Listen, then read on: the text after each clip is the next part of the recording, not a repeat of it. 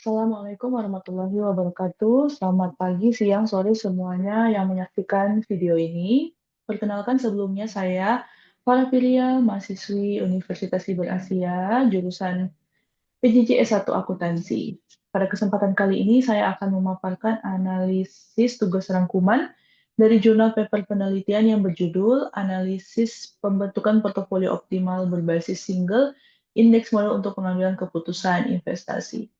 Baik, izin sebelumnya, pemaparan ini adalah tugas dari ujian akhir semester, mata kuliah analisis sekuritas dan portofolio oleh dosen pengampu saya, Bapak Muhammad Ihwani Saputra. Oke.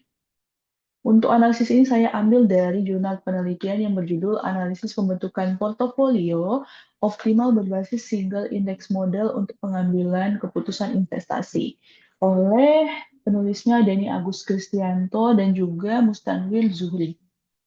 Oke. Jadi pertama objek penelitiannya dulu nih. Objek penelitian ini berfokus pada pembentukan portofolio saham optimal menggunakan single index model atau SIM. Objek penelitiannya itu sendiri adalah saham-saham yang tergabung dalam indeks LQ45 di BEI selama periode Februari 2012 hingga Januari 2017. Masalah penelitiannya sendiri ada dua. Yang pertama, investor sering menghadapi tantangan dalam memilih saham yang returnnya tinggi tapi risikonya minimal. Nah, kemudian masalah kedua, yakni bagaimana sih cara mengidentifikasi saham-saham yang layak masuk dalam portofolio optimal, tapi menggunakan metode single index model. Nah, tujuan penelitiannya pertama, menyusun portofolio saham optimal menggunakan metode single index model. Kedua, menentukan proporsi dana yang harus diinvestasikan pada masing-masing saham dalam portofolio optimal. Ketiga, menganalisis return dan risiko dari portofolio optimal itu masing-masing. Kemudian terakhir, membandingkan performa portofolio optimal terhadap pasar. Jenis penelitiannya sendiri yaitu menggunakan penelitian deskriptif dengan pendekatan kuantitatif. Sumber datanya berasal dari data sekunder perusahaan yang tergabung dalam indeks LQ45 selama periode Februari 2012 sampai Januari 2017. Nah, untuk teknik samplingnya sendiri ini dari pakai teknik superposition sampling dan kriteria saham yang selalu masuk dalam indeks LQ45 selama periode penelitian. Kemudian yang kedua, saham yang memiliki data harga bulanan lengkap selama periode penelitian.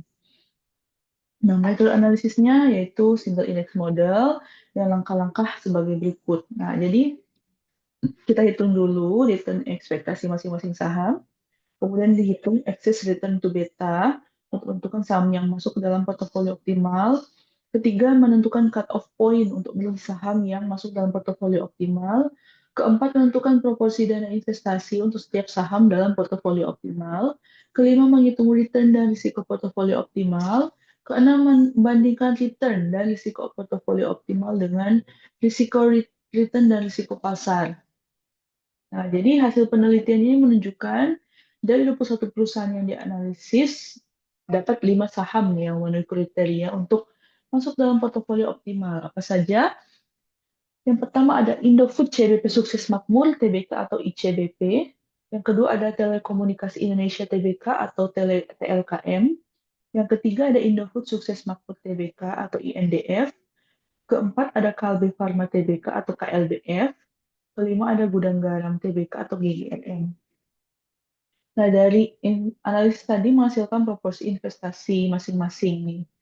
Jadi, kalau untuk ICBP menghasilkan proporsi sebesar 16,20%, TLKM 42,36%, INDF 23,45%, KLBF 17,88%, GGRM menghasilkan 0,11%. Nah, jadi portofolio optimal itu menghasilkan return ekspektasi sebesar 2,42% per bulan dengan risiko yang sangat kecil nih, cuma 1% per bulan aja. Nah, jadi perbandingan risiko dan return menunjukkan bahwa portofolio optimal memiliki performa yang lebih baik dibandingkan pasar atau yang dalam indeks LQ45 ini. Nah, risk to return portofolio optimal menghasilkan 4,142 lebih baik dibandingkan risk to return pasar sebesar 9,3665. Nah, ini berdasarkan analisis standar deviasi. Nah, kemudian untuk berdasarkan beta, risk to return portofolio optimal hanya sebesar 6,8591. Lebih baik dibandingkan risk to return pasar sebesar 215,527. Nah, dari hasil pembahasan tadi menghasilkan kesimpulan yang pertama, portofolio optimal ternyata dapat mengurangi risiko dibandingkan investasi pada saham individual. Portofolio yang dibentuk memiliki performa yang lebih baik dibandingkan pasar, sehingga bisa menjadi dasar pengambilan keputusan investasi. Nah, investasi yang rasional disarankan dapat memilih investasi pada portofolio optimal saja jika pada saat memang kondisi ekonomi lagi stabil. Seperti itu untuk pemilihan portofolio atau pilihan investasi dengan return yang maksimal tapi risiko minimal. Jadi bisa memilih portofolio optimal dengan pilihan-pilihan indeks saham seperti yang sudah dipaparkan tadi ya. Untuk analisis returnnya proporsinya berapa persen ada sudah dijelaskan. Jadi baik, semoga dari paparan kali ini bisa memberikan insight kepada para penonton yang menyaksikan. Semoga bermanfaat. Sampai jumpa di lain waktu dan kesempatan. Mohon maaf apabila ada salah kata dan perbuatan. Wassalamualaikum warahmatullahi wabarakatuh. Selamat pagi, siang, dan sore semuanya.